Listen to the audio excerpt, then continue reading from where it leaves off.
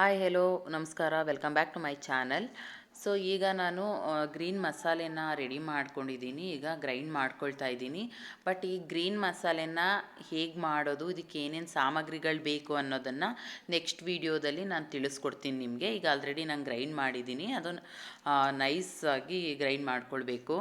ಸಾಂಬಾರು ಮಾಡೋದಕ್ಕೆ ಅಂತ ಒಂದು ಕುಕ್ಕರ್ನ ಇಟ್ಟಿದ್ದೀನಿ. ನಾನಿವಾಗ ಎಣ್ಣೆ ಯಾವ್ದು ಬಳಸ್ತಾ ಇದ್ದೀನಿ ಅಂದರೆ ಕೋಕೋನಟ್ ಆಯಿಲು. ಅಂದರೆ ನಾನು ಸನ್ಪ್ಯೂರ್ ಆಯಿಲ್ ಬದಲಾಗಿ ಕೋಕೋನಟ್ ಆಯಿಲ್ನ ಬಳಸ್ತಾ ಇದ್ದೀನಿ. ಸೊ ಅದು ಬಿಸಿ ಆದ ನಂತರ ನಾವೇನು ಗ್ರೀನ್ ಮಸಾಲೆ ರುಬ್ಕೊಂಡಿದ್ವಿ ಅದನ್ನು ಹಾಕ್ತಿದ್ದೀನಿ. ಚೆನ್ನಾಗಿ ಮಿಕ್ಸ್ ಮಾಡ್ಕೊಳ್ಬೇಕು. ಸೊ ಈಗ ಉಪ್ಪನ್ನು ಹಾಕ್ತಿದ್ದೀನಿ, ಅದನ್ನು ಕೂಡ ಚೆನ್ನಾಗಿ ಮಿಕ್ಸ್ ಮಾಡ್ಕೊಳ್ಬೇಕಾಗತ್ತೆ. ಜೊತೆಗೆ ಅಂದರೆ ಹಸಿ ಸ್ಮೆಲ್ ಹೋಗೋವರೆಗೂ ಈ ಮಸಾಲೆನ ಕುಕ್ ಮಾಡ್ಕೊಳ್ಬೇಕು.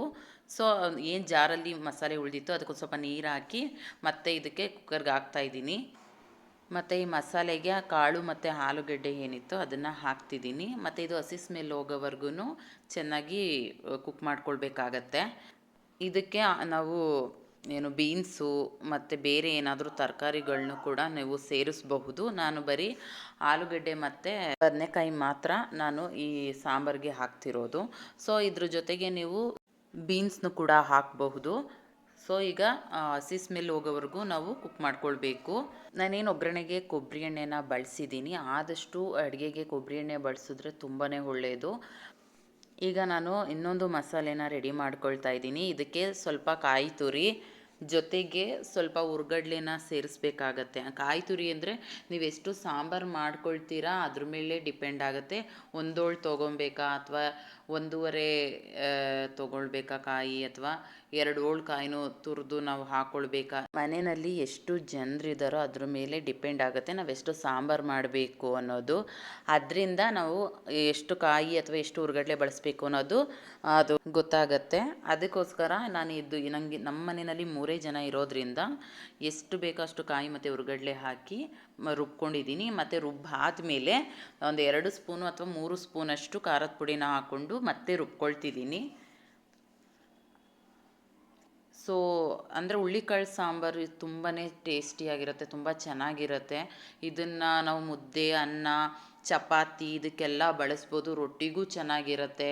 ಜೋಳದ ರೊಟ್ಟಿ ಇರಬಹುದು ಅಥವಾ ರಾಗಿ ರೊಟ್ಟಿ ಇರಬಹುದು, ಚಪಾತಿಗೆ ಪ್ರತಿಯೊಂದಕ್ಕೂ ಕಾಂಬಿನೇಷನ್ ಆಗಿ ಈ ಸಾಂಬಾರನ್ನು ಬಳಸ್ಬೋದು. ತುಂಬಾ ಚೆನ್ನಾಗಿರುತ್ತೆ. ಈಗ ಆಲ್ರೆಡಿ ಮಸಾಲೆನ ಏನು ರುಬ್ಬಿದ್ದೀವಲ್ಲ ಆ ಮಸಾಲೆನ ಹಾಕಿದ್ದೀನಿ.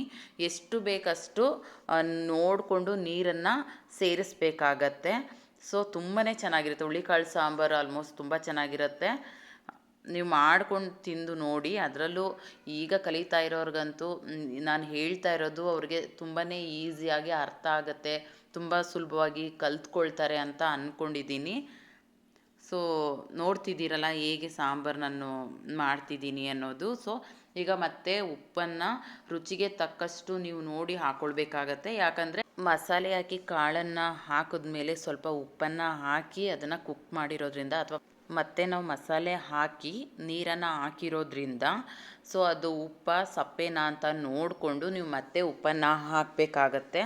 ಸೊ ನಾನು ಅದೇ ಥರ ಮಸಾಲೆ ಹಾಕಿ ನೀರು ಹಾಕಿ ಮತ್ತು ಉಪ್ಪ ಸಪ್ಪೆನಾ ಅಂತ ನೋಡಿಕೊಂಡು ಮತ್ತೆ ಉಪ್ಪು ಹಾಕಿದ್ದೀನಿ. ಈಗ ನಾನು ಮುಚ್ಚಳವನ್ನು ಮುಚ್ಚಿ ವಿಸಲನ್ನು ಹಾಕ್ತಿದ್ದೀನಿ. ಒಂದು ವಿಷಲ್ ಬಂದ ಮೇಲೇ ಬದನೆಕಾಯಿ ಏನು ಕಟ್ ಮಾಡಿ ಇಟ್ಟಿರ್ತೀವಿ ಅದನ್ನು ಹಾಕ್ಕೊಳ್ಬೇಕು. ಯಾಕಂದರೆ ಮೊದಲೇ ಸಾಂಬಾರು ಜೊತೆ ಅಥವಾ ಕಾಳು ಆಲೂಗಡ್ಡೆ ಏನು ಹಾಕಿದ್ವಿ ಅದೇ ಟೈಮ್ಗೆ ಇದನ್ನು ಹಾಕೋದ್ರಿಂದ ಚೆನ್ನಾಗಿ ಬೆಂದೋಗಿಬಿಡತ್ತೆ.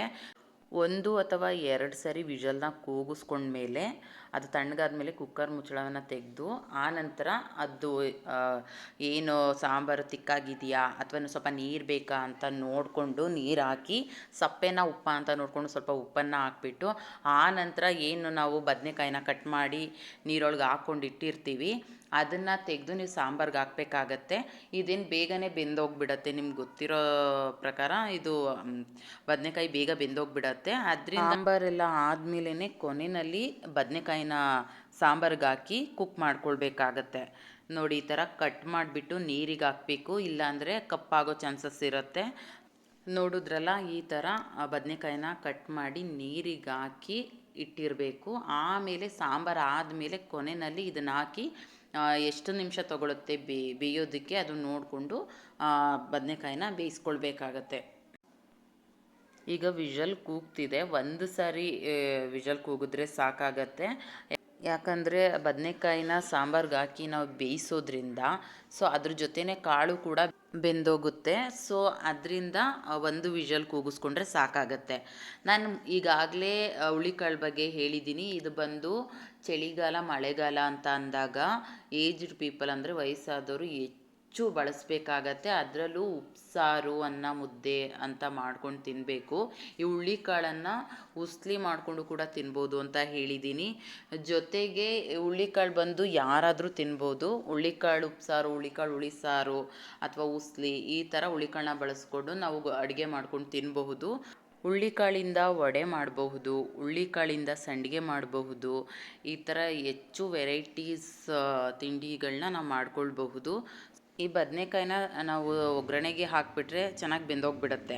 ಆವಾಗ ಚೆನ್ನಾಗಿರಲ್ಲ ತಿನ್ನೋದಕ್ಕೆ. ಈಗ ನಾವೇನು ಸಾಂಬಾರು ಆದಮೇಲೆ ಬದನೆಕಾಯಿ ಹಾಕ್ತಿದ್ದೀವಿ ಸಾಂಬಾರಿಗೆ, ಎಷ್ಟು ಬೇಕೋ ಅಷ್ಟು ಮಾತ್ರ ಕುಕ್ ಮಾಡ್ಬೋದು. ಇದನ್ನು ಬೆಂದಿದೆಯಾ ಇಲ್ವಾ, ಎಷ್ಟು ಬೆಂದಿದೆ ಅಂತ ನೋಡಿಕೊಂಡು ನಾವು ಸ್ವಿಚ್ ಆಫ್ ಮಾಡ್ಕೊಳ್ಬಹುದು. ಸೊ ನೋಡಿ, ಎಷ್ಟು ಈಗ ಸಾಂಬಾರು ಏನಾದ್ರು ತಿಕ್ಕಾಗಿದ್ದರೆ ಅಥವಾ ಗಟ್ಟಿಯಾಗಿದ್ದರೆ ಎಷ್ಟು ಬೇಕೋ ಅಷ್ಟು ನೀರು ಹಾಕ್ಕೊಳ್ಬಹುದು ಮತ್ತು ಉಪ್ಪನ್ನು ಕೂಡ ಹಾಕ್ಕೊಳ್ಬಹುದು. ನೀವು ನೋಡ್ತಿದ್ದೀರಲ್ಲ, ಇನ್ನೂ ಬೆಂದಿಲ್ಲ, ಈಗ ತಾನೇ ಬದನೆಕಾಯಿನ ಹಾಕಿದ್ದೀನಿ ಸಾಂಬಾರಿಗೆ. ಸೊ ನೋಡಿ, ಉಪ್ಪನ್ನು ಸಪ್ಪೆ ಅನ್ನಿಸ್ತು, ನಾನೀಗ ಉಪ್ಪು ಕೂಡ ಸೇರಿಸ್ತಿದ್ದೀನಿ. ಸೊ ತುಂಬಾ ಚೆನ್ನಾಗಿರುತ್ತೆ. ಹುಳಿ ಮಳೆಕಾಳು ಹುಳಿ ಸಾರಾಗಲಿ, ಹುಳಿ ಮಳೆಕಾಳು ಬಸ್ಸಾರಾಗಲಿ ಅಥವಾ ಉಪ್ಸಾರಾಗಲಿ ತುಂಬಾ ಚೆನ್ನಾಗಿರುತ್ತೆ, ತುಂಬ ಒಳ್ಳೆಯದು ಕೂಡ. ಇದೇ ಮಸಾಲೆನ ಉಪಯೋಗಿಸ್ಕೊಂಡು ಹೆಸ್ರು ಕಾಳು ಸಾಂಬಾರು ಕೂಡ ಮಾಡ್ತೀನಿ. ಅಂದರೆ ಹುಳಿಕಾಳು ಬದಲು ಹೆಸ್ರು ಕಾಳನ್ನ ಹಾಕ್ಕೊಳ್ಬಹುದು. ಸೊ ಇದಕ್ಕೆ ಹೆಸ್ರು ಕಾಳಿಗೆ ಬಂದು ನಾನು ಬದನೆಕಾಯಿ ಹಾಕೋದಿಲ್ಲ. ಹೆಸ್ರು ಕಾಳು ಸಾಂಬಾರಿಗೆ ಆಲೂಗಡ್ಡೆ, ಕ್ಯಾರೆಟು, ಬೀನ್ಸು ಈ ಥರ ತರಕಾರಿಗಳನ್ನ ನಾನು ಹೆಚ್ಚಾಗಿ ಬಳಸ್ತೀನಿ.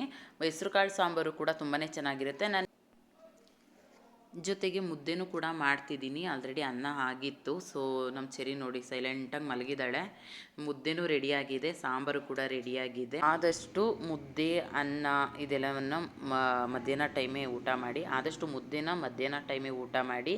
ರಾತ್ರಿ ಬಂದು ಊಟ ಲೈಟಾಗಿರಬೇಕು. ಈ ವಿಡಿಯೋ ನಿಮಗೆ ಇಷ್ಟ ಆಗಿದ್ದರೆ ಕಮೆಂಟ್ ಮಾಡಿ, ಲೈಕ್ ಮಾಡಿ, ಶೇರ್ ಮಾಡಿ, ಸಬ್ಸ್ಕ್ರೈಬ್ ಮಾಡ್ಕೊಳ್ಳಿ. Thank you so much for watching.